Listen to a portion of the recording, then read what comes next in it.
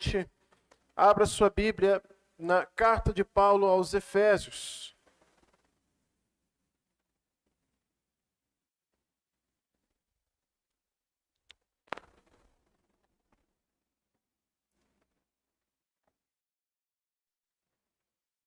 Capítulo 2. Efésios, capítulo 2. Nós faremos a leitura em continuação à mensagem da semana passada. Faremos a leitura do verso 17 ao verso 22. Efésios, capítulo 2, verso 17 ao verso 22. Convido a você que acompanhe sua Bíblia, mesmo assentado, mas em reverência à santa palavra de Deus. Diz assim a palavra de Deus: E vindo, evangelizou paz a vós outros que estáveis longe, e paz também aos que estavam perto. Porque por ele ambos temos acesso ao Pai em um Espírito. Assim, já não sois estrangeiros e peregrinos, mas concidadãos dos santos, e sois da família de Deus, edificados sobre o fundamento dos apóstolos e profetas, sendo ele mesmo, Cristo Jesus, a pedra angular, no qual todo edifício bem ajustado cresce para santuário dedicado ao Senhor, no qual também vós, juntamente, estáis sendo edificados para a habitação de Deus no Espírito. Vamos orar mais uma vez, curve sua cabeça. Pai Santo, nós te louvamos, bendizemos o teu santo e excelso nome, porque o Senhor nos trouxe aqui nessa noite, e porque o Senhor nos concedeu ricas bênçãos espirituais, segundo a riqueza da sua graça. Obrigado por tão grande salvação que temos na pessoa de Cristo. Obrigado que por meio deste sangue precioso, o Senhor nos lavou dos nossos pecados e nos uniu como corpo para vivermos em comunhão com o Senhor e em comunhão com os nossos irmãos, a família de Deus. Essa noite, nós pedimos que o Senhor abra os nossos corações e o nosso entendimento, transforma a nossa mentalidade, Senhor, quebranta os nossos corações diante da Tua palavra, para que nós, como servos do Senhor, sejamos transformados. E que Teu nome seja glorificado aqui nessa igreja. Que o Teu nome seja glorificado no meio de nossas vidas. É no precioso nome de Cristo Jesus que nós levantamos este clamor ao Senhor. Amém. Queridos, nessa noite nós estaremos continuando a exposição na carta aos Efésios. E nós estamos vendo que Paulo, nos primeiros capítulos, ele fala sobre a formação da igreja. E no capítulo 2, nós começamos a estudar que Paulo salva pecadores pela graça. Os pecadores são salvos unicamente pela graça, maravilhosa graça de Deus, que nós cantamos no hino anteriormente. Porque nós estávamos perdidos, andávamos em delitos e pecados, mas Deus, por sua graça, Ele nos alcançou. A salvação não vem pelas nossas obras, mas unicamente pela fé. Fé essa que é um presente de Deus. E na semana passada nós vimos que estes pecadores que são salvos pela graça, eles estavam completamente separados da comunidade de Israel. Paulo aqui está falando para os gentios, todas aquelas nações, aqueles povos que não eram judeus, que não são judeus.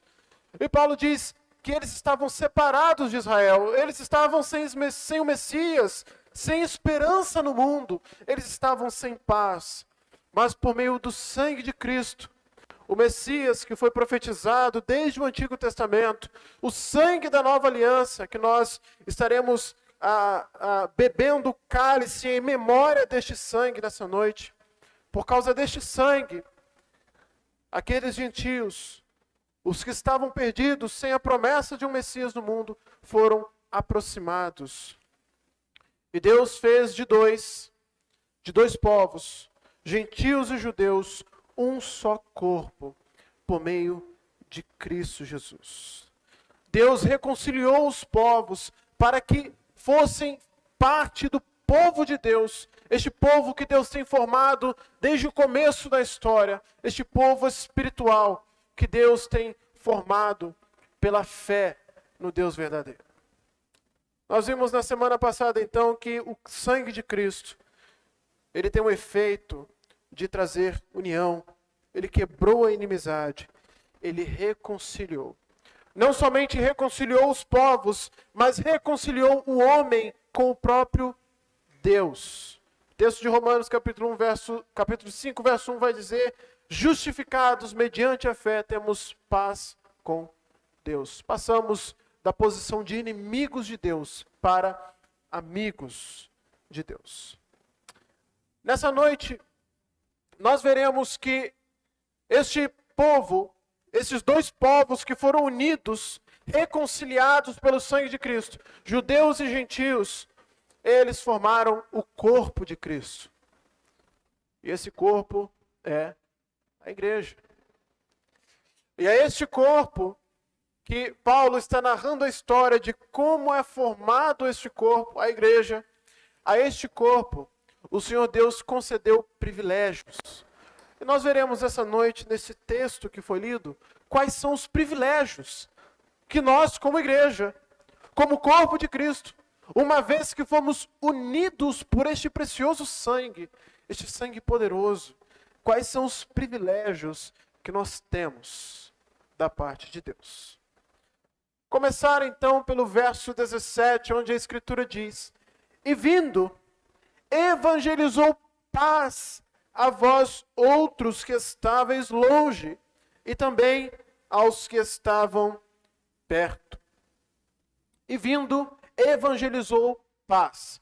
Paulo aqui está falando para um público majoritariamente gentil, ou seja, um público que não era judeu, um público que não tinha a fé judaica. Jesus Cristo na sua vinda, ele trouxe um evangelho de quê? O evangelho de guerra? O evangelho de morte? Não. Jesus Cristo veio e pregou o evangelho de paz.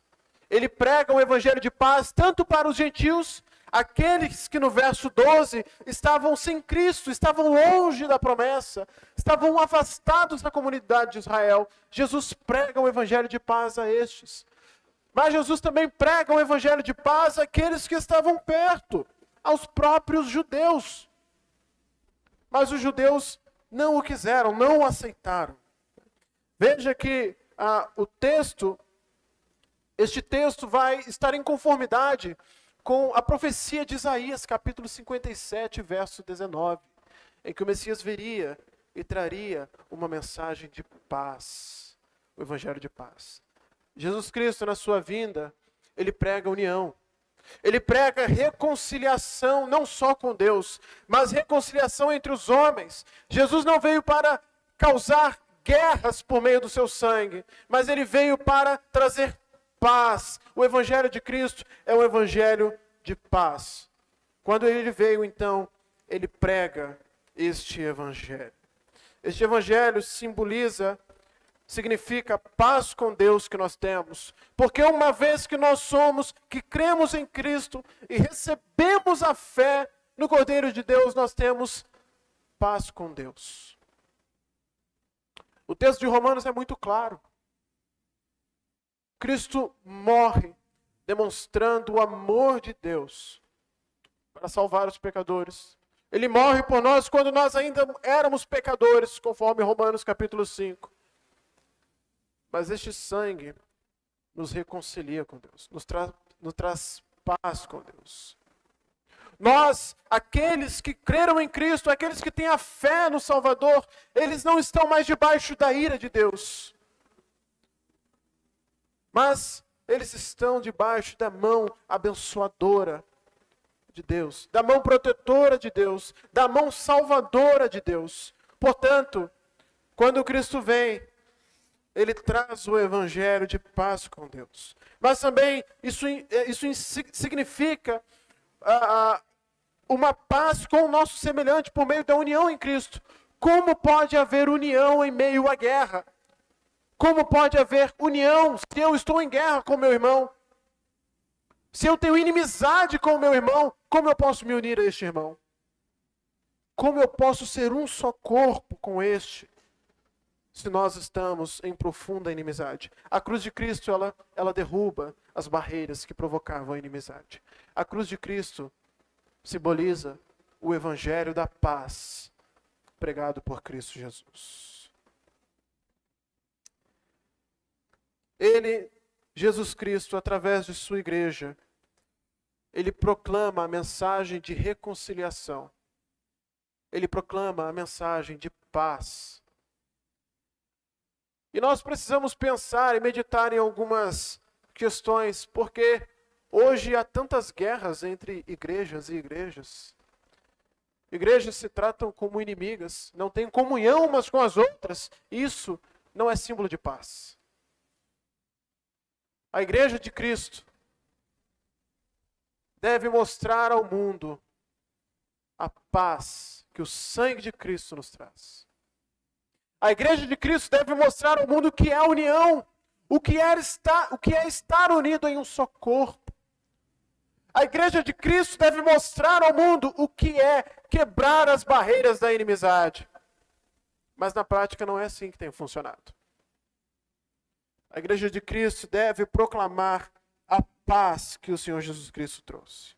Atos capítulo 10, verso 36, vai dizer: esta é a palavra que Deus enviou aos filhos de Israel, anunciando-lhes o evangelho da paz por meio de Cristo. Este é o Senhor de todos. Portanto, nós recebemos como igreja, como corpo de Cristo, esse privilégio de ter paz. Mas essa paz deve ser proclamada, deve ser mostrada ao mundo. A igreja deve levar a mensagem de reconciliação com Deus e com o nosso semelhante. Mas em segundo lugar, o segundo privilégio que a igreja tem,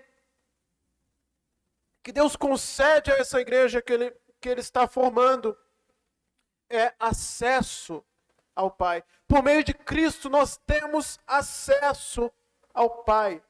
Verso 18 vai dizer: porque por Ele, e Ele está se referindo ao Senhor Jesus Cristo, por Ele ambos, ou seja, judeus e gentios, temos acesso ao Pai em um Espírito.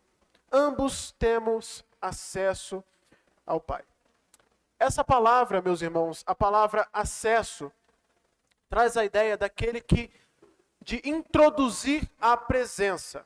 Ou seja, por Ele, pelo Senhor Jesus Cristo, nós somos introduzidos à presença do Pai. E essa linguagem se refere nas cortes ocidentais, né, aqui nas cortes orientais, perdão, havia um cargo chamado prosagoges. E esse cargo era um homem encarregado de introduzir as pessoas na presença do rei. A palavra usada para acesso é essa palavra, prosagoges. Ou seja, Jesus Cristo é aquele que nos introduz à presença do rei. Por meio de Cristo, nós temos acesso à presença do Pai. Mas esse sentido aplicado à pessoa de Cristo é muito mais amplo, porque Ele é o próprio caminho para a presença do Pai. Ele é a porta que a humanidade deve entrar para ter acesso ao Rei, para ter acesso ao Pai. Jesus não é somente aquele que nos introduz na presença do Pai, mas Ele é o caminho, Ele é a porta pela qual nós devemos entrar. Somente por meio dele as pessoas podem ter acesso a Deus, não por meio de qualquer outro caminho, de qualquer outra religião, de qualquer outra porta, mas somente por meio de Cristo Jesus, aquele que veio e evangelizou paz. Há um ditado que diz que todos os caminhos levam a Deus, mas isso é uma mentira. Porque a Escritura é bem clara que somente por Ele é o introdutor dos homens na presença de Deus. Ele é o único caminho. O que Jesus disse? Eu sou o caminho, eu sou a verdade, eu sou a vida.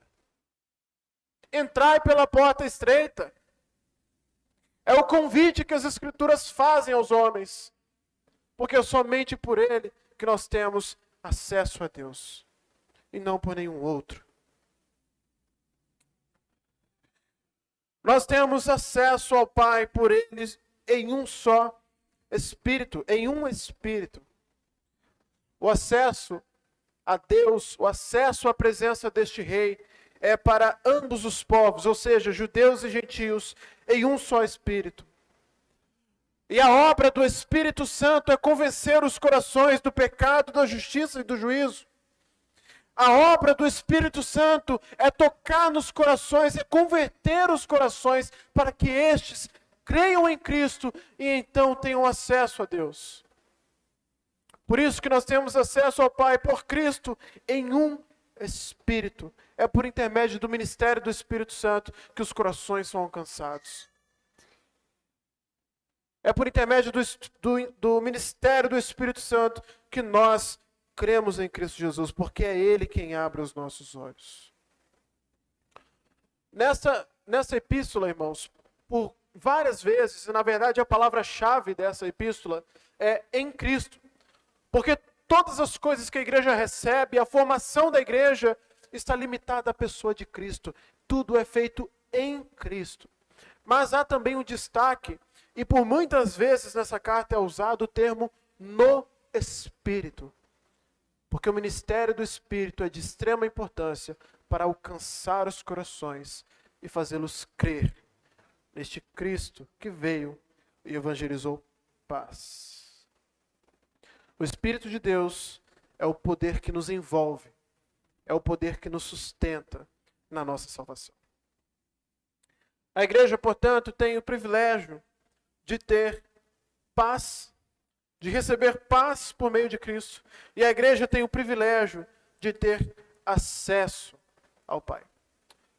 Quando na crucificação de Cristo o véu se rasga de cima para baixo, ali significa que Cristo estava abrindo as portas para que nós tenhamos acesso ao Pai. Porque no tabernáculo, somente o sacerdote, uma vez ao ano, entrava no Santo dos Santos, na presença de Deus. Uma vez ao ano ele tinha acesso a Deus. Mas por meio do sangue de Cristo, o véu que fazia a separação entre o Santo dos Santos e o Santo Lugar foi rasgado. E nós hoje temos acesso a Deus. O que isso significa? Você pode orar que Deus vai te ouvir.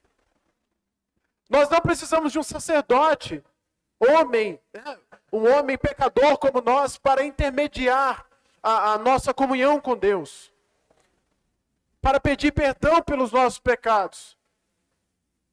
Porque nós temos um mediador, Cristo Jesus, o homem. Ele é o nosso sumo sacerdote. Ele quem nos concedeu livre acesso à presença de Deus. Por isso as nossas orações são recebidas. Por isso o Senhor Deus nos ouve quando nós oramos. A igreja tem o privilégio de ter acesso a Deus. Em terceiro lugar, o terceiro privilégio que Deus nos concede por nós estarmos em Cristo, por fazermos parte deste corpo que é a igreja, é que nós somos concidadãos. Verso 19, a Escritura vai dizer: assim, já não sois estrangeiros e peregrinos, mas concidadãos dos santos e sois da família de Deus. Eu disse anteriormente que nessa carta o autor escreve a um público majoritariamente gentílico, ou seja, eles não tinham a fé judaica. Por isso, este termo é trazido à tona, porque o apóstolo vai dizer, já não sois estrangeiros e peregrinos. Ou seja, eles que estavam separados da nação de Israel, que está escrito no verso 12, estavam sem Cristo, separados da comunidade de Israel, estranhos às alianças da promessa, não tendo esperança e sem Deus no mundo. Aqueles que estavam neste patamar, agora por meio do sangue de Cristo, já não são mais estrangeiros. Eles já não estão mais separados. Eles já não estão mais sem o Messias. Eles já não são mais estranhos à aliança. Eles já não estão mais sem esperança, porque eles foram aproximados por este sangue.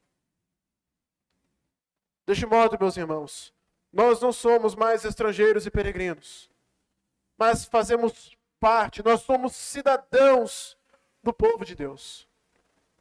A título de curiosidade, essa palavra estrangeiros é a palavra xenoi, de onde vem a nossa palavra xenofobia. A palavra grega é de onde vem a nossa palavra xenofobia, que é uma aversão, uma repulsa de tudo aquilo que é estrangeiro. E estrangeiro e peregrino em terra estranha não é tratado de forma boa. É tido como estranho. Ele não tem os privilégios que o cidadão tem. O estrangeiro e peregrino não tem. Não tem os direitos que tem um cidadão. Da mesma forma, os gentios, antes do sangue de Cristo, não tinham esses privilégios.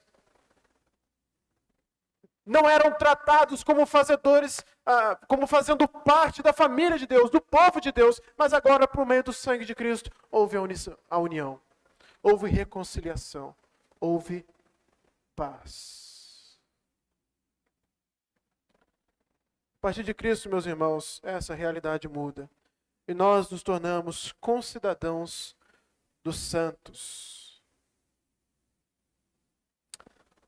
Por isso, todo cristão, todo crente verdadeiro hoje, em qualquer lugar do mundo, que ele estiver em comunhão com a igreja de Deus, ali ele não é um estrangeiro. Porque a igreja de Deus está espalhada sobre toda a terra. O sangue de Cristo nos une a irmãos de todos os povos, de todas as nações. A união agora não é somente quando nós somos inseridos no povo judeu, não. Todos os povos e nações são unidos por este sangue. De modo que se algum de nós fizermos uma viagem lá para o Alasca e encontrarmos uma igreja, nós estamos no meio da família de Deus. Nós nos encontramos com os nossos irmãos. Nós não somos estrangeiros. Não somos peregrinos, porque fazemos parte deste grande povo que Deus tem formado para si. Mas essa relação, ela vai muito além, e Deus aproxima essa relação muito além do que nós simplesmente sermos partes de um povo, de que nós simplesmente sermos cidadãos de uma nação. Essa relação que nós temos com Deus e com os nossos irmãos se torna uma relação familiar. O verso 19 vai dizer, mas concidadãos dos santos, e sois, ele acrescenta, e sois da família de Deus. A cidadania estabelece uma posição de judeus e gentios diante de Deus. Porém, Deus nos leva a uma realidade muito mais profunda, em que ambos, agora nessa relação mais íntima com Deus, todos os crentes de todas as raças, de todos os povos, línguas e culturas, fazem parte da mesma família, a família de Deus. Por isso que nós nos chamamos de irmãos, porque nós fazemos parte de uma família. Nós somos unidos por um só Espírito. Nós somos salvos por o mesmo sangue. Nós fazemos parte do mesmo corpo. Aí está a importância de nós termos comunhão. Triste coisa é uma família dividida. Triste coisa é uma família separada. Uma família inimiga. Quando a Escritura diz que nós somos parte da mesma família, isso nos leva à responsabilidade de termos comunhão com essa família, de amarmos os nossos irmãos, de querermos a presença dos nossos irmãos. A palavra em que indica que nós somos da família de Deus, a palavra original indica aqueles que pertencem à mesma casa. Nós pertencemos ao mesmo lar, em que o chefe desse lar é Deus. Nós pertencemos a essa casa. Por isso a gente não deve viver na rua. A gente não deve viver no mundo, porque o mundo é a rua. Mas o nosso lar é a igreja. A nossa casa é a igreja, é o corpo de Cristo. Não estou falando da igreja como um prédio, mas é isso aqui. A congregação dos santos. O corpo de Cristo. Esse é o nosso lar. Este é o nosso lugar, porque nós pertencemos a essa família. Nós fomos feitos filhos de Deus, mediante a fé em Cristo Jesus.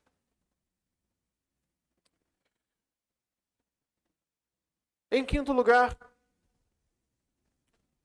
o quinto privilégio que o Senhor Deus concede à sua igreja, que o Senhor Deus concede a este corpo que está sendo formado, é a edificação. Eu quero ler o verso 20 e 21, em que a Escritura diz: edificados sobre o fundamento dos apóstolos e profetas, sendo Ele mesmo, Cristo Jesus, a pedra angular, no qual todo edifício, bem ajustado, cresce para santuário dedicado ao Senhor. Essas declarações de edificação, sendo edificados, Cristo é a pedra angular, todo o edifício, essas ilustrações que Paulo usa neste texto, jogam luz à ideia da casa. A ideia de que nós fazemos parte de um lar, uma casa, um edifício que está sendo edificado. É o corpo de Cristo. Essas ilustrações, no entanto, de edificação, de sermos a parte de um edifício que está sendo bem ajustado, não são luz a essa ideia de que fazemos parte do lar de Deus, que é a igreja. A ideia que Paulo quer trazer com edificação, edificados sobre o fundamento dos apóstolos, é que cada cristão, cada crente, é uma pedra que faz parte dessa grande construção que o próprio Senhor Deus está fazendo em Cristo, por intermédio do ministério do Espírito Santo. Nós somos como pedras que estamos sendo edificados, que estamos sendo colocados sobre o fundamento. E quem é o fundamento? O Senhor Jesus Cristo.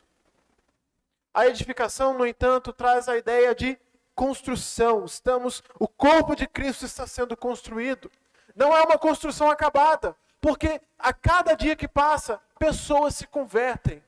Pessoas são inseridas no corpo de Cristo. A cada dia que passa, mais uma pedra é acrescentada neste edifício, nessa construção. Veja que nós somos edificados sobre o fundamento dos apóstolos e profetas. A frase aqui não traz a ideia de que foram os apóstolos e os profetas que lançaram este fundamento, mas o mesmo fundamento em que eles estavam edificados. O texto de 1 Coríntios, capítulo 3, verso 11, vai dizer que ninguém pode lançar outro fundamento além do que foi posto, o qual é Jesus Cristo. Este texto não está contradizendo isso, mas está afirmando que os próprios apóstolos e profetas estavam sobre este fundamento. Eles eram pedras nessa construção que o próprio Senhor Deus está fazendo por meio de Cristo. A melhor tradução seria edificado sobre o mesmo fundamento que os apóstolos e profetas. Os profetas são aqueles profetas do Antigo Testamento. Os profetas falaram sobre o Messias. Eles profetizaram sobre a vinda do Senhor Jesus Cristo. E os apóstolos pregaram Cristo crucificado, Cristo ressurreto, pregaram a salvação por meio deste sangue. Sendo assim, eles estavam edificados sobre essa pedra angular que é Cristo Jesus. Este pensamento, meus irmãos, sobre Jesus Cristo como essa pedra principal, como este fundamento, como este alicerce da igreja, ele está ao longo de todas as Escrituras. Nós temos isso no Salmo capítulo 118, verso 22. Nós temos em Marcos capítulo 12, verso 10. Nós temos na igreja primitiva, em Atos capítulo 4, verso 11, 1 Pedro capítulo 2, verso 7, que vai dizer que Jesus é a pedra que os construtores rejeitaram. Essa veio a ser a pedra angular. A expressão pedra angular indica a importância, a supremacia que Cristo tem na vida da igreja. A honra que Cristo tem nessa construção que é a igreja, neste corpo que está sendo formado nele. Há uma discussão sobre qual seria a posição da pedra angular. Alguns acreditam que a pedra angular é uma pedra de canto, em que ela, sendo posta no canto, ela vai dar a direção em que as pedras devem ser colocadas. Ela é em que vai nortear a construção. Mas há também o sentido da pedra que no meio de um arco feito de pedras é a última, colocada lá no centro. E ela irá sustentar para que a construção não caia. Há uma discussão sobre qual seria, biblicamente, a posição dessa pedra no contexto bíblico. Mas isso não tem diferença para a aplicação da importância de Cristo. A pedra angular, o Senhor Jesus Cristo, é aquela que dá a diretriz para as demais pedras.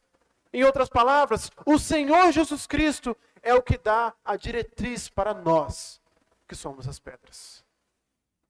É Ele quem norteia as nossas vidas. Você vive conforme Cristo? A resposta deve ser sim, porque Ele é a pedra angular.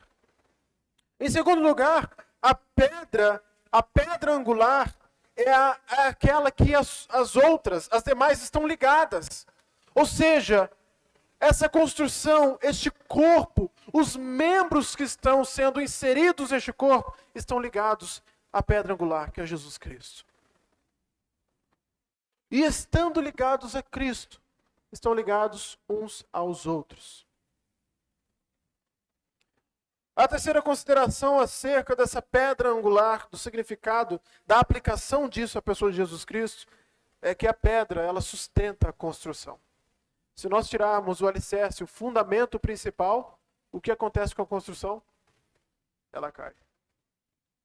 No entanto, o Senhor Jesus Cristo é o que sustenta a igreja.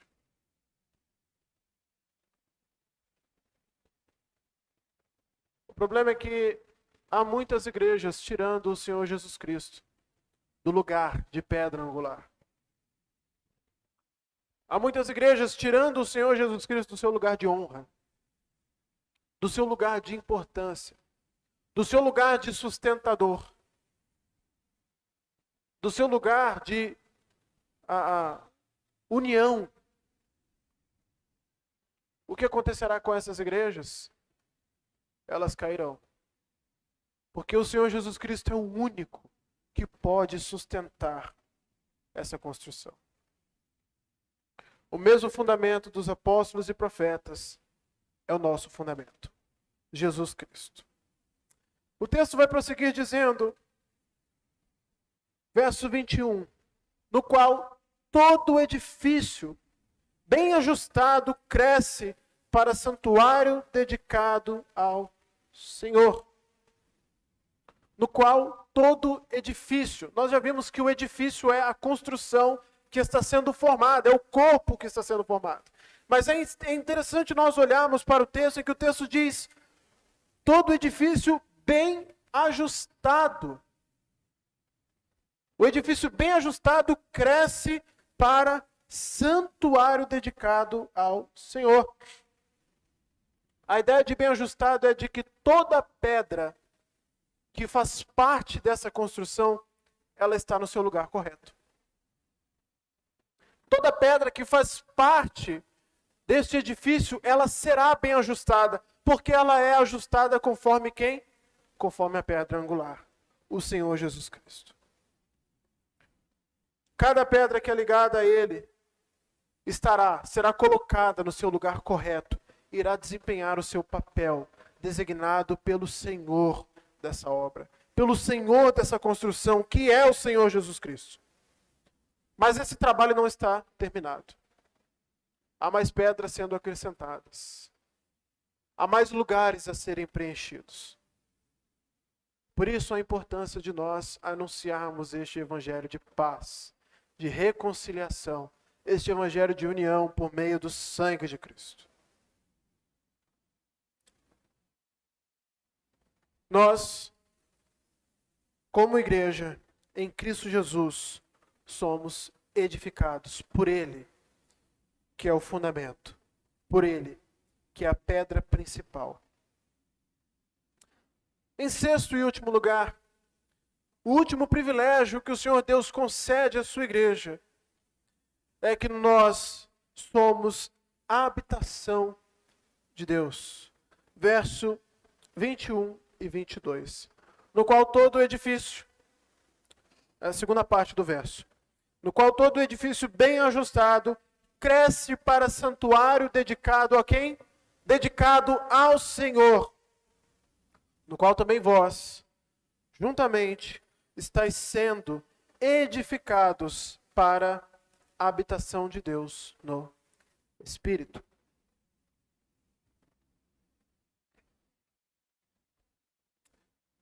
Existe uma analogia feita aqui com o Antigo Testamento, que nos traz uma verdade profunda.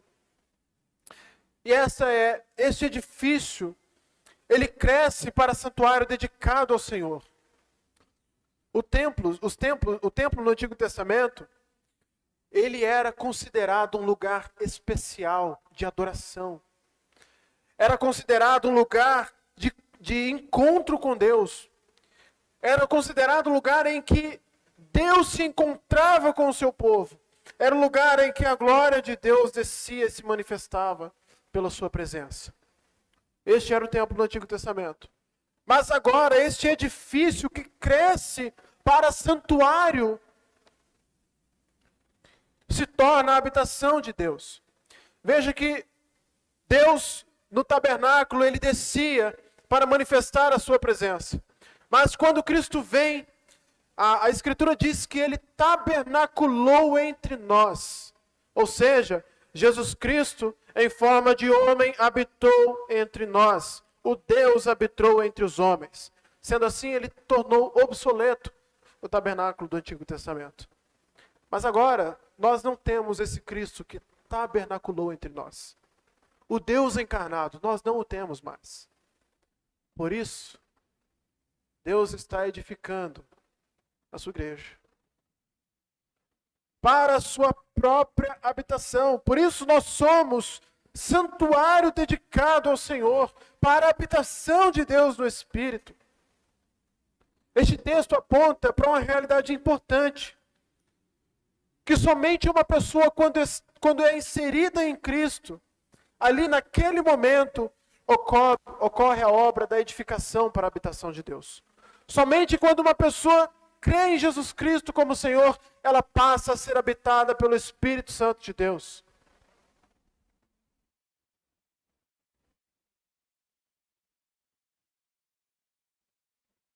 Uma outra realidade que é expressada através deste texto, é uma quebra da nossa individualidade. Porque é fato que nós somos a habitação de Deus, que o Espírito Santo habita em cada crente individualmente. Mas isso é expresso na carta aos Coríntios, capítulo 6. Mas isso não deve fazer de nós individualistas. Nós não somos igrejas separados. Nós não somos o santuário completo separados. Nós fazemos parte de um corpo. De um corpo que está sendo edificado para a habitação de Deus. Nós já somos habitados pelo Espírito Santo. Mas aqueles que não creram ainda serão edificados e ainda serão habitados pelo Espírito. Nós não devemos ser individualistas, querer viver a nossa vida separados, longe, afastados da comunhão com a igreja, porque é para isso que Cristo nos edifica, para vivermos como um edifício bem ajustado, para vivermos em comunhão. Por isso precisamos vir aos cultos. Por isso precisamos estar na igreja. Porque unidos, nós somos o corpo de Cristo. Individualmente, nós somos apenas membros do corpo. Mas unidos, nós representamos o corpo de Cristo.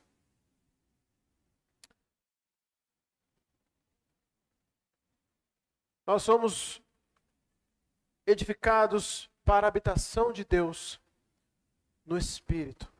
Ou seja, o mesmo Espírito que habita em mim, habita em ti e habita em cada cristão, cristão verdadeiro, espalhado sobre toda a terra. Em cada crente verdadeiro que faz parte dessa igreja. Por isso Paulo vai dizer que nós somos unidos por um só Espírito. Um só batismo. Uma só fé,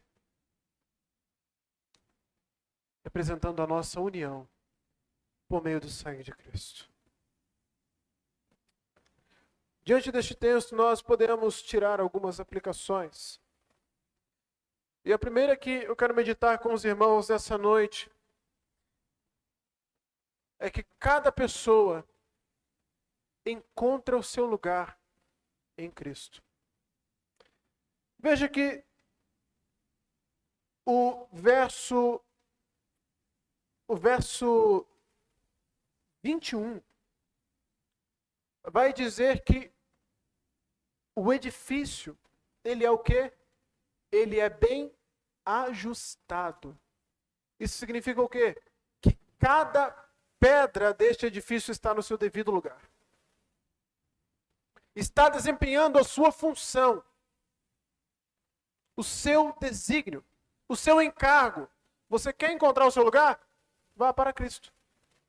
Ah, mas eu não tô me sentindo no meu lugar, eu estou sentindo que eu não estou fazendo aquilo que era para eu fazer, o propósito de Cristo para mim. Vá para Cristo. Porque nele, cada pessoa encontra o seu lugar no corpo de Cristo. Paulo vai dizer na carta aos Coríntios que cada membro desempenha uma função. Você está parado sem fazer nada? Busque a Cristo. Ele vai te mostrar o seu lugar, porque você tem um lugar. Em Cristo, cada pedra é bem ajustada. E nenhuma é inútil. Por isso nós corrigimos aquela hora. Porque as nossas vidas em Cristo são úteis. Porque estamos bem ajustados com Ele.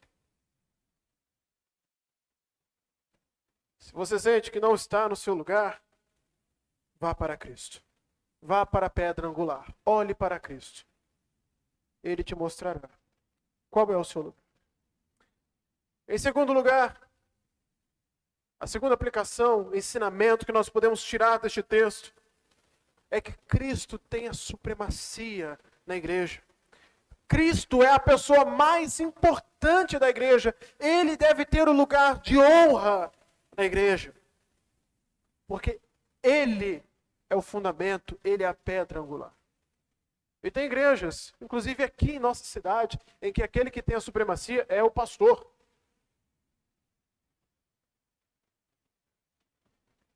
O bispo. Há igrejas que creem que aquele que tem a supremacia, que é infalível, é o Papa. Tiram completamente o lugar de honra de Cristo. A supremacia de Cristo. Porque Ele é quem deve ser adorado, Ele é quem deve ser reverenciado, Ele que deve estar assentado no lugar de honra na igreja, unicamente o Senhor Jesus Cristo. Por isso que nós pregamos Cristo Cristo crucificado, Cristo ressurreto e assunto, assentado à destra de Deus. Ele deve ser o alvo da nossa mensagem. O tema da nossa mensagem, melhor dizendo. E não somente da nossa mensagem, mas ele deve ter um lugar de honra em nossas vidas, porque nós fazemos parte dessa igreja. Cristo deve ter a supremacia, deve ser a pessoa mais importante de nossas vidas, porque se nós não vivemos para Cristo, não há mais motivos para nós vivermos. Nós perdemos completamente a razão para vivermos, porque é somente por Ele que nós devemos viver, dedicar as nossas vidas, respirar e acordar todas as manhãs. É Cristo o motivo de nós estarmos aqui. E se você não vive pensando em Cristo, se você não vive buscando a Cristo, você precisa crer em Cristo como seu único e suficiente Salvador. Porque um coração que uma vez foi restaurado pelo poder de Cristo, não pode deixar de amar este Senhor. Não pode deixar de buscar esse Senhor. Não pode deixar de honrar esse Senhor. Então talvez você precise de uma experiência real com Cristo. Ele deve ter um lugar de honra na sua vida. Ele deve ser a pessoa mais importante da sua vida. Em último lugar, a última aplicação que nós podemos tirar deste texto é: não leve uma vida individual, uma vida à parte da igreja de Cristo. Porque o verso 21 vai dizer: no qual também vós juntamente estáis sendo edificados para a habitação de Deus. A edificação é feita porque tem um corpo. E o corpo existe porque há comunhão. O corpo existe porque há uma pluralidade de membros. Não leve uma vida à parte da igreja. Você precisa estar em comunhão com a igreja. Você precisa ter vontade de estar com a igreja. É muito estranho. É muito estranho crentes que não têm vontade de estar com seus irmãos da igreja. Crentes que têm mais prazer de estar com suas amizades do mundo do que com os irmãos da igreja. É muito estranho. Talvez não conheceram, não estão inseridos no corpo de Cristo. Porque aqueles que não estão, que saíram do nosso meio, aqueles que não frequentam o nosso meio, estes nunca foram dos nossos. Portanto, todo cristão deve ficar ansioso para o dia do culto. Deve ficar feliz com o domingo, que é o dia de adorar, que é o dia de ver os irmãos, de estar em comunhão com a igreja. Nós não devemos levar uma vida à parte da igreja de Deus, porque nós somos membros dentro dessa igreja. Nós somos pedras e que nós temos o nosso lugar dentro da igreja. Nós temos funções dentro da igreja. E uma pedra que talvez está parada deve procurar serviço em Cristo, porque há trabalho para todos dentro da igreja. Por isso a importância de estar em comunhão. Porque uma vez que falta um membro, o corpo sofre um desfalque. Se o seu olho faltar em um dia, você vai ficar sem enxergar. Se a sua mão for arrancada, você vai ficar sem pegar as coisas. Do mesmo modo, precisamos estar em comunhão para servir a igreja de Deus. Para servir a Cristo por meio de nossas vidas. Isso é ser igreja. Isso é ser corpo. Isso é ser povo de Deus. Isso é ser família de Deus.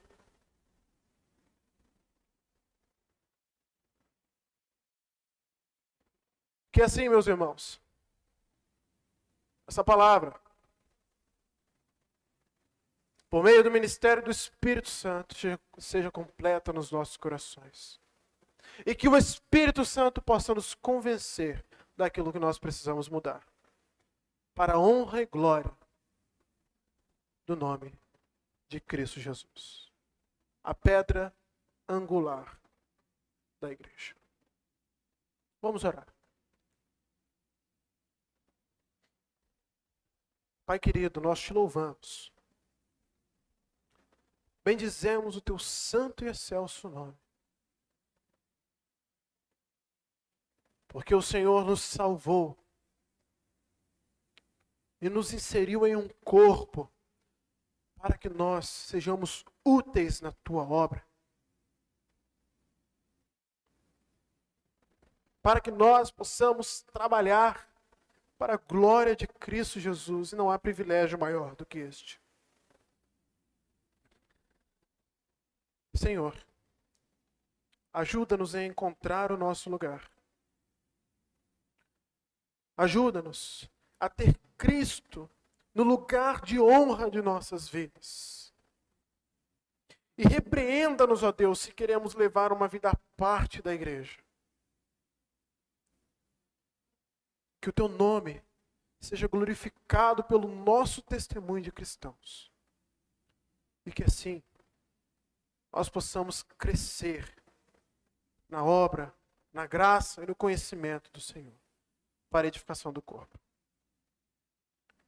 É assim que oramos, gratos ao Senhor, em nome de Jesus. Amém.